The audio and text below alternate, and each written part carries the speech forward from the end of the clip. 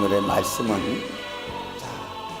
하나님께서 우리 속에서 영으로 오셔서 시기하기까지 사모한다 이렇게 말씀하셨는데, 이 시기라는 말이 질투란 말하고 같은 단어입니다.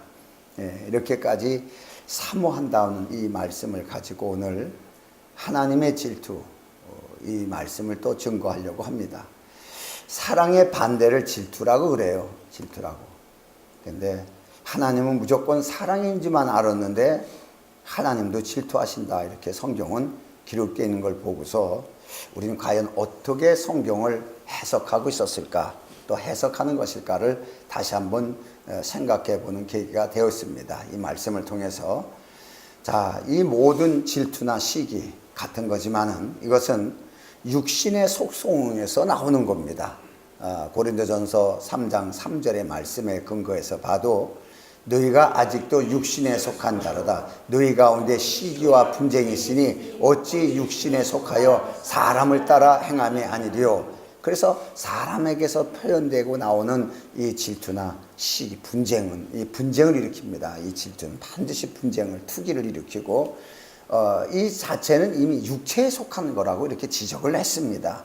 그런데 하나님 자신도 질투하는 하나님이라고 그렇게 말씀하셨을 때 참 이해하기가 힘들었습니다. 이게 과연, 그래서 내 나름대로 생각해 보기를, 질투의 사랑의 반대는 질투이기 때문에 하나님이 질투하시기 때문에 하나님을 믿지 않는 자를 다 지옥 보내는 건가 보다, 이렇게도 해석을 한번 해봤어요. 그러면서도 석연치 않아요. 그것을 하나님 앞에 적용한다는 게, 사랑이라는 게 적용한다는 게 굉장히 석연하지 않습니다. 왜냐하면 그 사랑 자체가 죽을 죄인들을 향해서 살리기 위해서 오신 게 사랑이기 때문에, 자, 그게 참 맞지 않다는 걸 느꼈습니다. 그러나 이 하나님 자신도 하나님을 질투한 하나님이라고 말씀하신 그대로 이것이 우리 사람의 생각으로는 참 해석하기가 굉장히 어렵겠구나, 이런 걸 다시 한번 느끼면서, 일반적으로 우리가 해석할 적에 사람들도 우리들도 질투를 하게 됩니다. 그렇게 하면서 하나님도 우리를 사랑하기 때문에 질투한다, 이렇게 합리화를 시킵니다. 하나님도 우리를 사랑하기 때문에 질투하시는데 나도 사랑하기 때문에 질투하는 거다, 이렇게 합리화를 시키는데 이것이 아니라는 것을 발견했습니다. 여기에 하나님이 시기하기까지 사모한다, 사모한다, 이 말의 그 의미는 더 내가 시기하기까지, 질투하는 목적은 뭐냐, 내가 너한테 더 사랑하기 위해서 내가 갈망한다. 사랑에 더 크게 빠지기 위해서, 너한테 내가 더 크게 사랑에 빠지기 위해서 내가 갈망한다, 이런 뜻입니다. 참 굉장히 어떻게 보면은 그 질투를 하게 될 때 미워하고 싫어해야 되는데, 이 말의 뜻이 아니라 오히려 더 사랑하게끔 내가 갈망한다는 이런 표현이 지금 이 성경의 하나님의 고백이었습니다. 이것이. 자, 그렇다면은 우리가 질투에 대해서 한번 구별을 해보면은, 하나님께서도 질투하시기 때문에 질투 자체를 하나님의 속성이라고 이렇게 합리화시킬 때가 있어요. 우리의 속성을, 우리가 하는 질투를 하나님도 하시는데 라고 우리는 쭉 그렇게 살아왔고 그렇게 해석을 해왔습니다. 혹시 아닌 사람이 있으면 다행일지 모르지만은, 그러나 사람의 질투와 하나님의 질투는 완전히 다른 거예요. 사람의 질투는 육에 속하는 것이고 하나님의 질투는 다른 것, 완전히 우리하고 다른 것입니다. 여러분, 성경에 보면은 이 질투에 대해서 하나님이 인정해 주신 사람이 있어요. 비느하스라는 사람이 있는데, 사사시대에 비느하스라는 사사가 있었는데, 이 사람이 하나님이 인정하는 질투를 행했다 그러고 큰 축복을 받은 사건이 민수기서 25장에 나옵니다.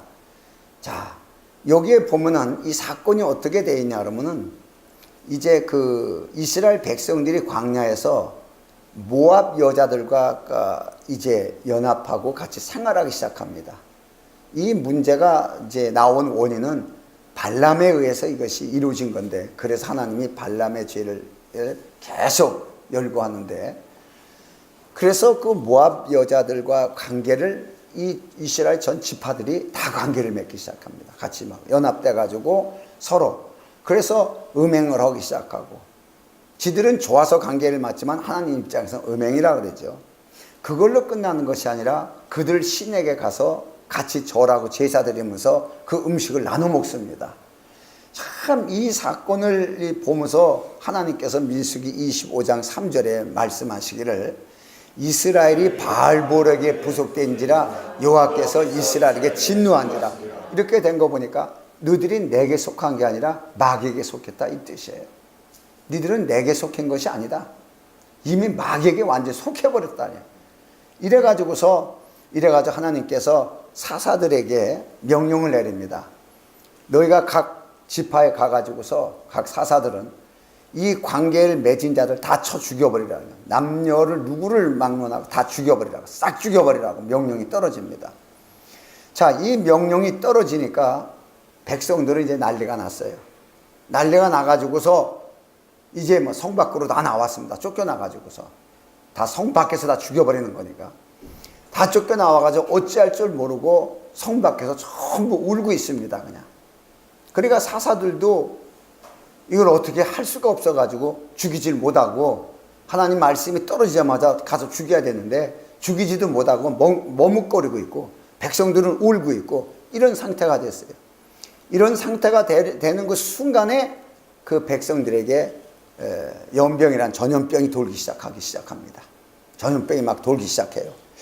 이때 어떤 사건이 일어났냐 그러면은, 그때 좀 이 사건이 내막을 모르는 이스라엘 백성 하나가 모압 여자를 데리고 왔습니다.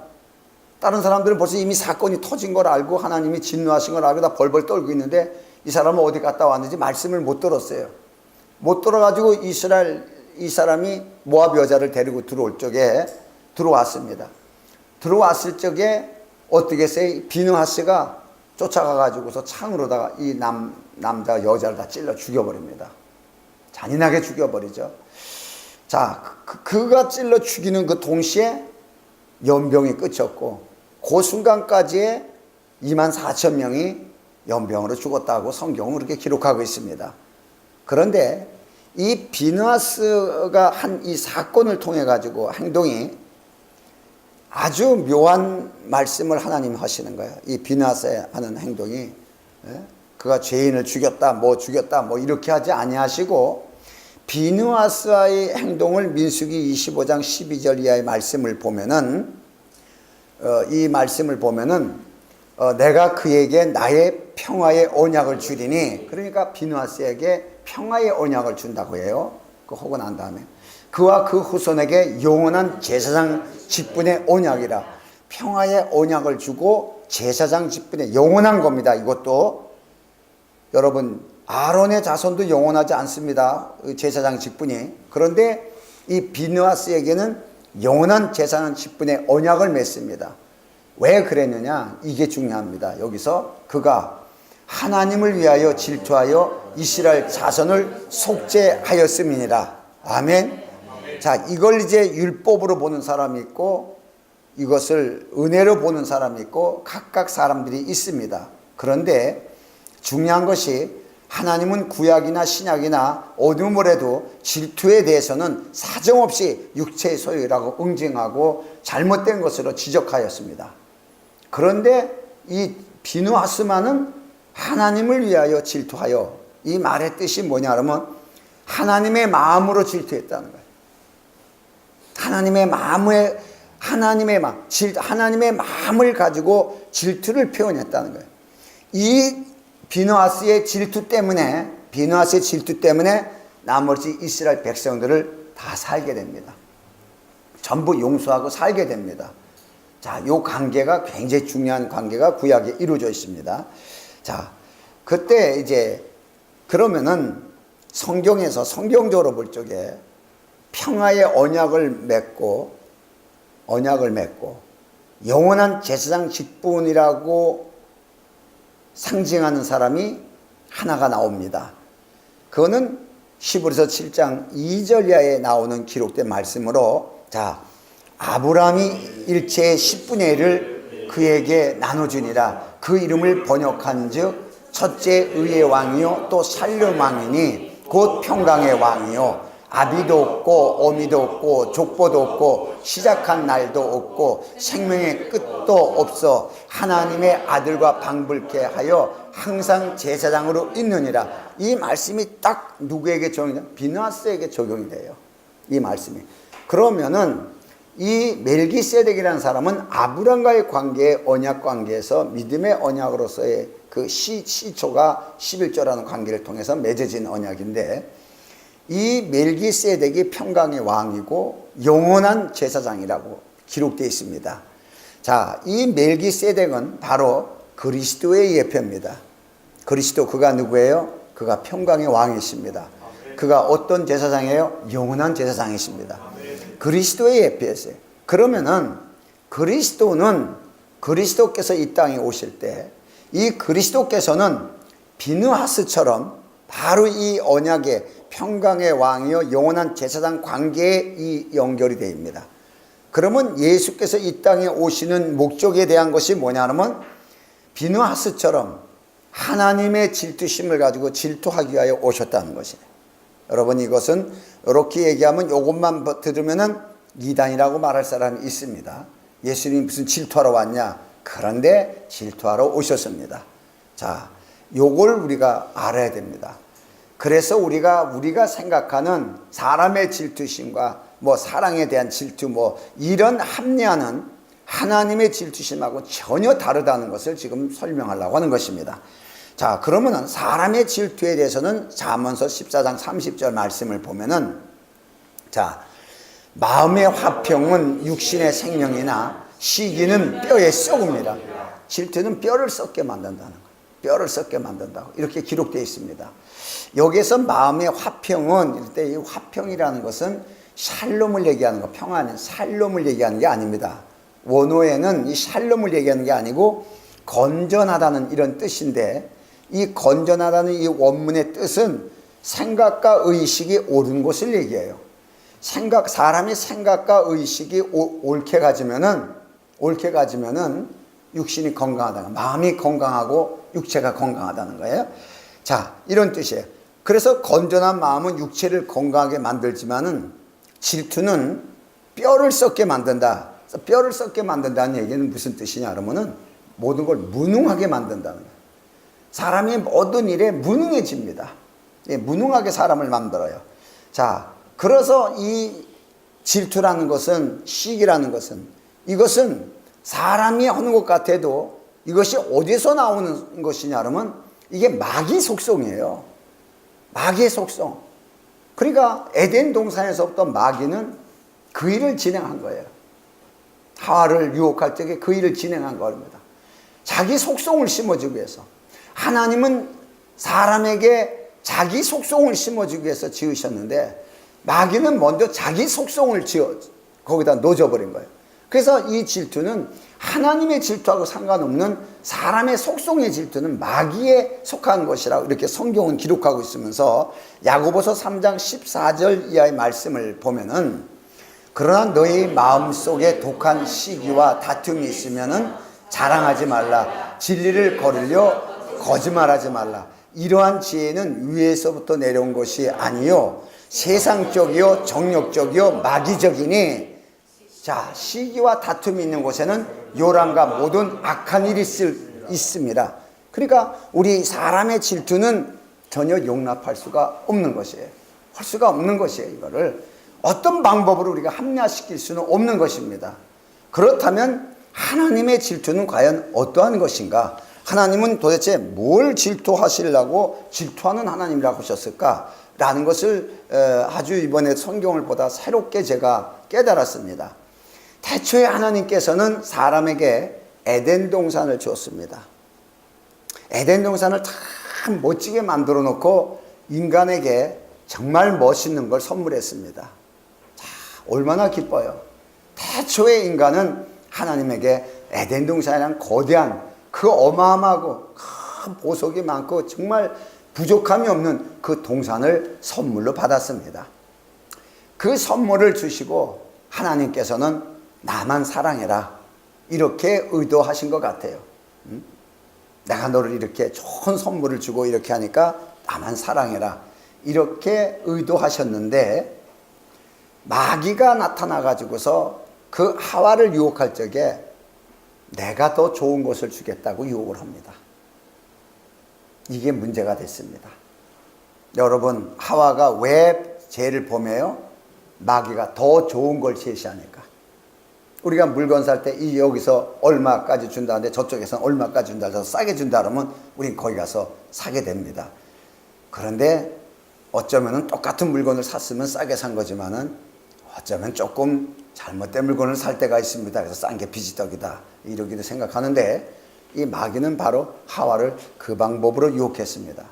그래서 하나님이 원하지 않는 마음을 심어서 마귀를 좋아하게끔 마귀의 말을 따르게 만들었습니다. 그 마귀가 제시한 것은 하나님보다 더 좋은 걸 제시했다는 것을 이 하와는 믿었습니다. 그래서 자기가 하나님같이 되겠다고 선악과를 따먹는 그 순간에 하나님은 어땠습니까? 그 모습을 봤을 때 하나님의 심정은 어땠어요? 자기 사람이에요. 어쩌면 자기 여자예요. 여자가 다른 사람의 말을 듣고 더 좋은 거 준다니까 그 사람하고 소속되고 연합되는 이 사실을 보면서 하나님도 몹시 슬펐을 거예요. 어쩌면은. 그런데 이 사건 때문에 하나님을 질투하게 만들었습니다. 이게 중요합니다. 에덴 동산에서 하나님은 내가 이거 정말 질투가 난다. 이 사건을 보니까 질투가 난다.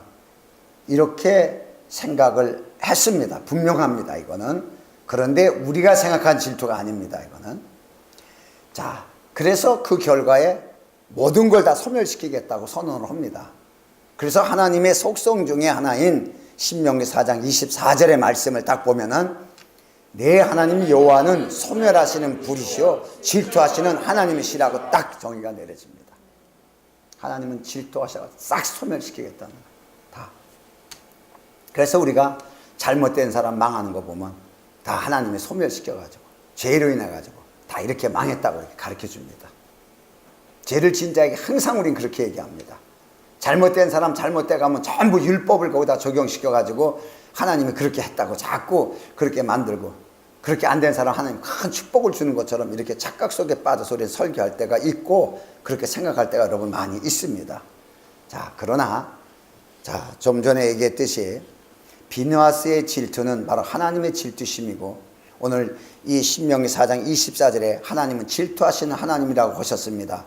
그럼 이 질투를 하시기 위해서 하나님은 이 땅에 오셔야 됩니다. 예수 그리스도 이 땅에 하나님의 질투심을 가지고 오신 분이 바로 예수 그리스도십니다.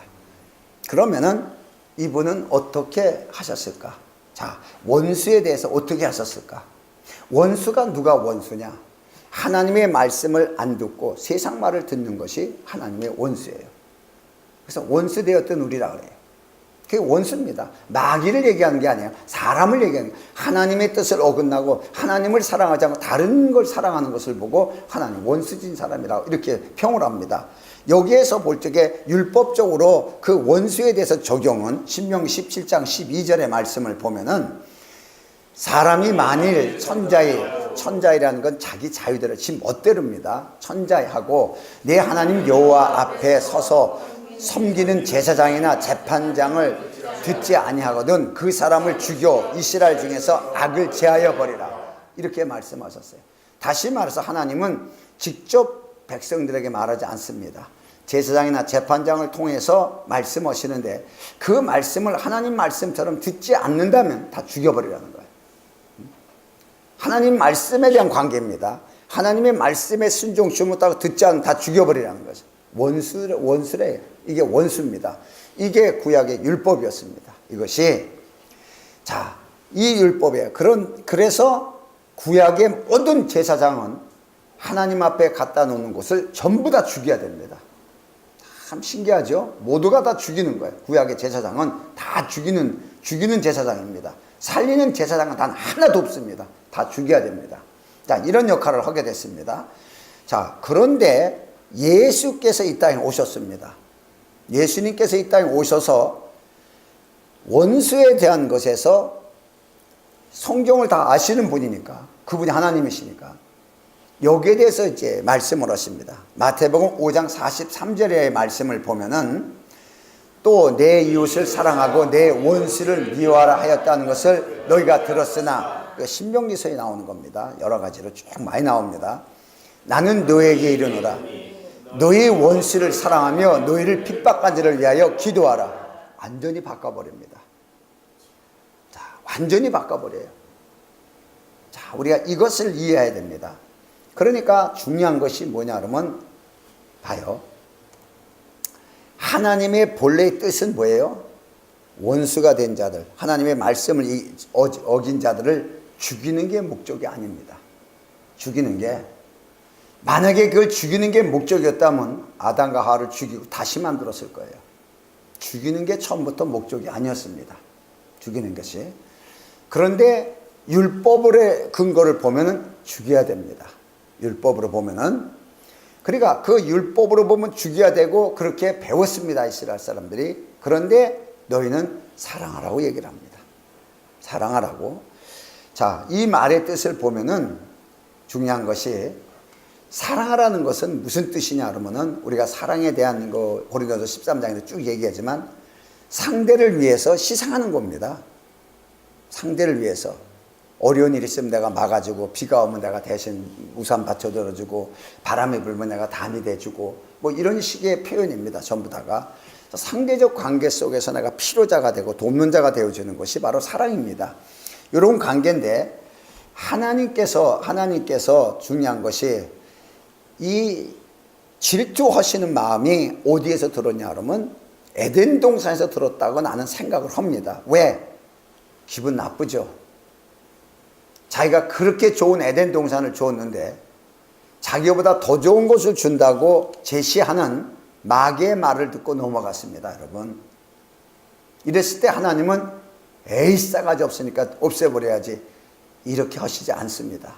하나님은 그 질투가 뭐냐 그러면 더 좋은 걸 제시합니다. 마귀가 가졌던 준다고 하는 것보다 더 큰 좋은 걸 제시하는 것입니다. 자, 이 마음이 어디에서 나오냐 그러면, 우리가 잘 알다시피 누가복음에 첫째 아들과 둘째 아들, 일명 탕자, 돌아온 탕자 이야기입니다. 여기에 아버지 마음이 잘 나옵니다. 자, 아들이 어떻게 했어요? 아버지의 분깃을 가지고 나갑니다. 에덴 동산을 줬지만 그거보다 더 나은 것을 얻기 위해서 나갑니다. 세상 소리를 듣고. 자, 그래서 다 날려버립니다. 그런데 이 아버지가 항상 그 아들이 돌아올 것을 기다리고 있습니다. 항상. 그 돌아온 아들에게, 이 아들은 아버지로 인정을 할 수 있는 자격도 없이 그냥 종노릇을 하려고 이렇게 왔지만, 아버지는 한 말도 안 하고 그 아들에게 굉장히 더 좋은 거, 먼저 준 분깃보다 더 좋은 분깃을 그에게 나눠주기 시작합니다. 전부. 그리고 또 불평하는 첫째 아들에게도 내게 있는 것이 다 네 것이 아니냐, 이런 엄청난 것을 뭐 이렇게 나눠주는 게 아니라 내 거 다 네 거다, 이런 분깃을 줍니다. 우리가 여기서 둘째 아들이 나쁘냐 첫째 아들이 나쁘냐 이 얘기를 하려는 게 아닙니다. 이 얘기는, 여기는 아버지의 질투를 얘기를 합니다. 아버지가 어떤 세상이 더 좋냐 나보다? 세상이 제공하는 것이 더 좋냐? 아니야, 내가 주는 게 더 좋아. 내가 너에게 주는 게 더 좋은 거다. 이게 아버지의 질투심이에요. 이게 하나님의 질투입니다. 우리하고는 완전히 다른 겁니다. 완전히. 자, 그래서 성경에 그러면 소멸하는 불은 또 뭐라고 말씀하셨냐? 그래서 다 없애버리지 않느냐 하나님이. 맞아요. 분명히 하나님은 소멸하는 불이 되어야 됩니다. 여러분, 민수기 16장 35절에 이 말씀을 보면은, 여호와께서 불이 나와서 분향하는 250인을 소멸하였더라. 잘못되어서 하나님 앞에 이 하는 자들을 다 죽여버려. 불이 나와서 죽일 정도로 이렇게 해버리셨습니다. 자, 그러나 하나님은 언제나 우리에게 좋은 것을 주면서 하나님을 사랑하게끔 만드는 것이 우리 아버지 하나님의 사랑입니다. 이것이. 자, 이런 걸 우리가 다시 한번 보면은 자, 중요한 것이 소멸하는 거예요. 그래서 우리가 어떤 죄를 짓고서 잘못된 일이 있었을 때는 잘못된 일보다도 무언가가 손해를 봅니다. 뭐 11조를 떼어먹었더니 뭐 돈이 날라갔더라. 뭘 했더니 사업이 망했더라.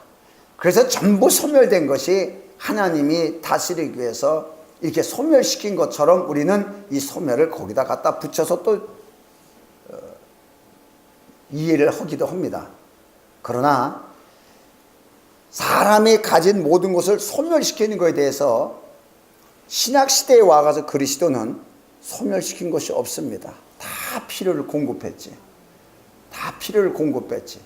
그리고 유일하게 사람이 가지는 모든 재산을 다 소멸되었던 사건은 욥기서를 통하여 마귀가 그렇게 했다는 것입니다. 그럼 하나님이 허락한 것이 아니냐? 그렇게 네가 하라 이렇게 허락해서 하나님이 허락받은 것이 아니냐? 라고 얘기를 합니다. 여러분, 하나님은 악으로 시험하지 않습니다. 욥은 이미 마귀에게 속해 있었기 때문에 그 속에 속해 있으면서도 하나님을 믿는다는 그 열심이 있었어요. 이게 잘못된 것이에요. 바리새인이 하나님을 열심히 믿는다고 율법을 지키면서는 마귀에게 속한 자였듯이, 그래서 다 날아가듯이 마귀에 의해서 날아가는 거지 하나님에 의해서 된 것이 아니라는 얘기입니다.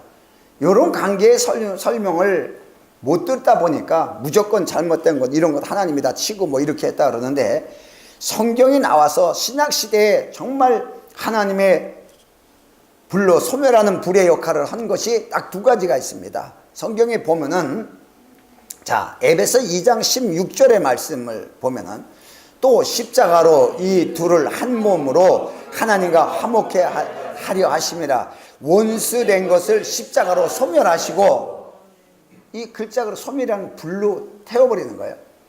원수되었던 거, 우리가 하나님과의 관계에서 원수되었던 모든 부분들이에요.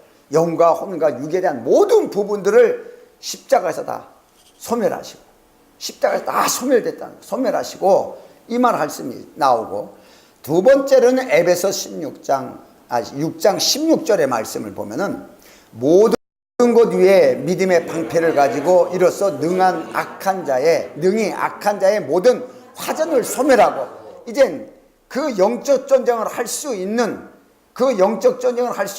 악한 자가 가지고 있는 그 무기가 어떤 거라도 그것을 다 소멸할 수 있는, 이 소멸할 수 있는 능력을 그리스도인들에게 주셨어요. 두 가지가 있어요. 우리에게 하나님과의 관계된 모든 잘못된 부분은 싹 소멸하시고, 우리가 세상에서 지배받을까 봐 그들이 가진 모든 그 무기들은 우리가 다 하나님이 그거 다 완전히 총알이 없는 총으로 만들어버리고, 이게 쏠 수 있는 그 활촉이 없는 그냥 활을 만들어버리고, 그러니까 아주 험하게 만들어버렸다는 거예요. 험하게. 이 두 가지가 소멸이라는 것으로서 성경에 기록되어 있습니다. 그러면 하나님이 소멸하시는 불이요 라고 말했을 때, 그것은 사람에게 대해서 향한 것이 아니라 하나님의 질투심을 통한, 우리에게 더 나은 것을 유발하시기 위해서 다 소멸하겠다는 거예요. 소멸해서 정말 하나님의 질투가 무엇이었냐는 것을 우리에게 알게 하시겠다는 것이에요. 자, 이 관계가 나옵니다.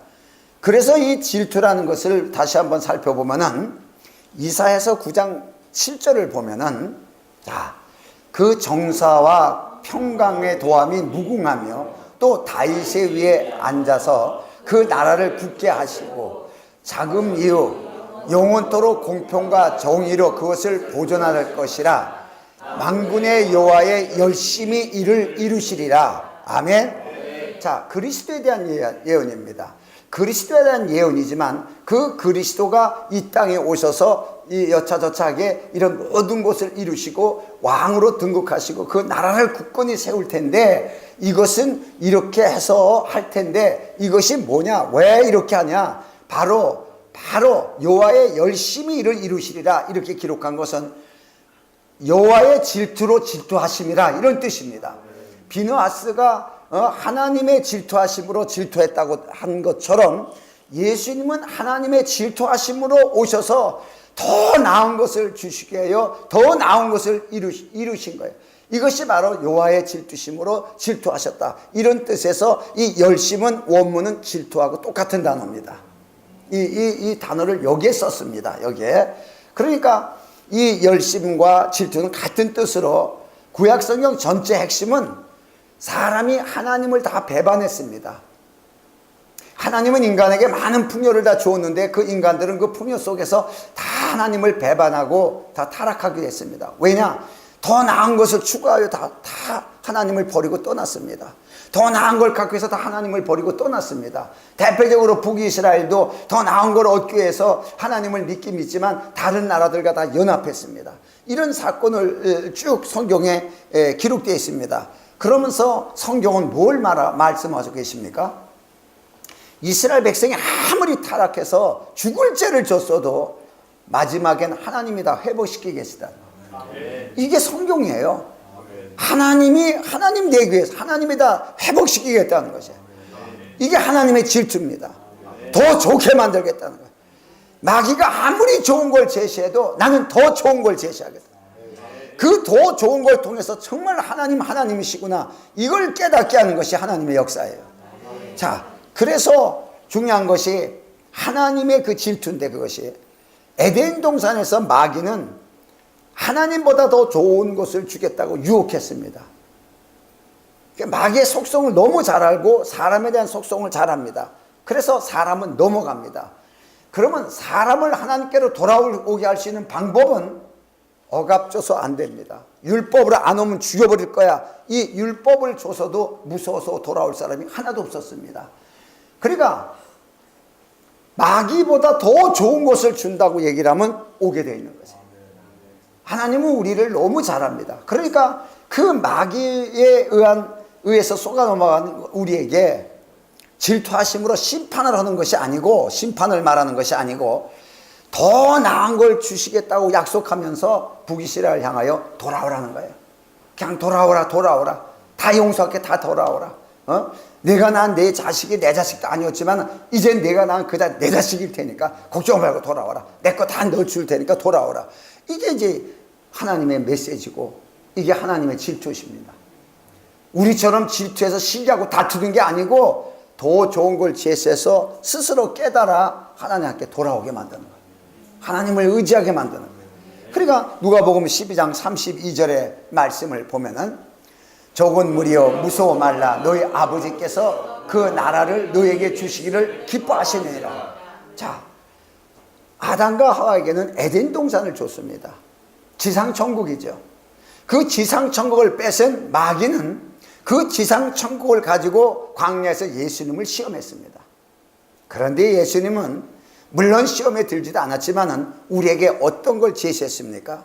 지상천국으로 알고 살아가는 우리들에게 하나님의 나라를 주시기로 제의했습니다. 천국을 주시겠다고 제의했습니다. 자, 이게 더 좋은 걸 제시하는 거예요. 이것이. 자, 그러니까 오늘날 이 성경을 자세히 보면은 하나님께서는 비느하스의 질투심을 인하여 이스라엘 백성들을 멸망시키지 않았습니다. 비느하스가 어떻게 했습니까? 그 미디안과 그 이스라엘 백성 둘이 끌도는 거, 그 둘을 죽임으로 인해 가지고 이스라엘 백성에게 진노를 거둬버리고 백성들을 다 살렸습니다. 이것이 하나님의 질투였습니다. 이것이 하나님의 질투. 이것을 비느하스가 알고 했습니다. 여러분 아침 새벽에도 얘기했지만은 다윗이 왜 마음이 합한 자예요? 마음이 합했다니까 뭐 가서 왕처럼 무슨 뭐 하고 뭐 전쟁에서 이기고 뭐 이런 거예요? 아니요. 더 중요한, 그가 엄청난 고난 속에서 하나님을 사랑하는 그 고백이 나와요. 엄청난 고난 속에서, 그리스도가 엄청난 고난 속에서도 하나님의 사랑을 마지막 십자가에서 고백합니다. 이것이 바로 같은 마음이에요. 그러니까 비느하스의 둘을 그 죽임으로써 인해 가지고 이스라엘 백성들을 살리는 것이 하나님의 질투심이어서 그랬다, 하나님의 질투심 때문에 그랬다, 이렇게 하나님이 말씀을 하십니다. 자, 하나님의 질투심을 이루기 위해서 예수님이 이 땅에 오셨습니다. 이분이 어떻게 했어요? 십자가상에서 죄와 사망의 법을 그냥 다 십자가상에서 못 박아버립니다. 죄를 걷어버리고 사망의 법을 없애버려서 그 죄의 사망의 법을 십자가에다 못 박고 우리를 다 살리게 만들었습니다.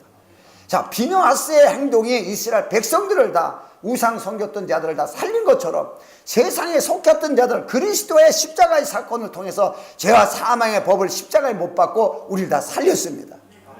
이게 바로 하나님의 질투하심, 하나님의 질투하심으로 질투했다는 것입니다. 이 관계가 이루어집니다. 자, 그래서 우리가 성경에 보면은 예수님은 비느하스보다 더 큰 질투심을 가졌어요. 더 큰 질투. 다시 말해서 더 큰 질투라는 건 뭐냐 그러면은 이제는 그걸로 끝나는 것이 아니라 죄와 사망의 법을 끝내서 사는 걸로만 끝나는 것이 아니라 골로새 1장 22절의 말씀을 보면은 자, 이제는 그의 육체의 죽음으로 말미암아 화목하게 하사 너희를 거룩해 하고 흠없고 상망할 것이 없는 자로 그 앞에 세우고자 하셨어요. 하나님 앞에 세우는 거예요. 화목하게 하자. 하나님 앞에 세울 정도로. 직분으로 그냥 사는 존재가 아니라 하나님 앞에 세우는 존재. 또 성경에 보니까 빌립보서 3장 20절의 말씀을 보면은 오직 우리의 시민권은 하늘에 있는지라 거기로서 구원한 자 곧 주 예수 그리스도를 기다리노니. 자, 이미 시민권이 우리 하늘나라에 있습니다. 이미 우리가 영적으로 보면 우리 이미 시민권을 가진 자예요. 그러나 현실로 보면 우리가 세상에 있기 때문에 세상에 사는 것 같아도 이미 시민권을 가진 자로서 거기서 그리스도를 기다린다고 해요. 이건 바울이 죽은 사람을 위해서 말하는 거 아니에요. 오직 우리의 시민권은 지금 교회를 향해서 말하는 겁니다. 이미 하늘나라에 있다는 거예요. 우린 거기서 그리스도를 기다린다는 거예요. 완전 완벽하게 얘기를 합니다. 그러니까 하나님의 나라에 천국의 시민권자가 되게 하셨습니다. 또 요한복음 1장 12절 말씀을 보면은 용접하는 자, 그 이름을 믿는 자들에게는 하나님의 자녀가 되는 권세를 주셨으니 하나님의 자녀된 권세까지 줬습니다. 이건 에덴 동산에서 이건 전혀 받지도 못한 거예요. 또 우리가 이걸로 끝나는 것이 아니라 우리가 이 땅에 살아가면서도 누가복음 10장 19절의 말씀을 보면 내가 너희에게 뱀과 정갈을 밟으며 원수의 모든 능력을 제어할 권세를 주었으니 너희를 해할 자가 결단코 없으리라. 아멘. 왜 그러냐? 하나님의 그 소멸하시는 불이 그 마귀들의 화전을 다 소멸해 버렸기 때문에 우리를 해할 수 있는 것을 다 소멸해 버렸다는 것이에요. 이렇게 소멸하는 불로서 그것을 이루어 놓으셨습니다. 여러분, 사람의 질투는 다툼을 만들어 놓고 파괴하는 거지만은 하나님의 질투는 우리에게 공급되고 하나님과 영원한 화합을 이루는 것이 바로 하나님의 질투심입니다. 우리하고는 전혀 상관없습니다. 난 이걸 참 깨닫고 왜 죄를 지은 아담에게 다시 찾아오셨는지를 이제야 이해가 됐어요. 왜? 내가 더 좋은 사람이다. 마귀가 더 좋은 게 아니라 내가 진짜라는 거예요. 마귀는 가짜라니 내가 진짜지. 정말 내가 너를 행복하게 하는 거지 마귀가 행복하게 할 수 없다는 거예요. 이걸 알게 하시기 위해서 오셔서 더 좋은 걸 제시하잖아요. 더 좋은 걸. 여러분, 이런 걸 우리가 자꾸 봐야 돼요. 그래서 복음입니다. 하나님의 말씀 자체가 우리에게 언제나 좋은 것을 제시하고 좋은 복된 말씀을 하시기 때문에 복음이 되는 것이에요. 자, 그래서 우리가 성경으로 보면은 첫 아담에게 주신 에덴 동산보다도 더 큰 것을 이렇게 다 주었습니다. 그 속에서 또 우리는 영원히 살 수 있는 영생의 복을 우리에게 주셨습니다. 그것도 내 살을 받아 먹고 내 피를 받아 마셔라.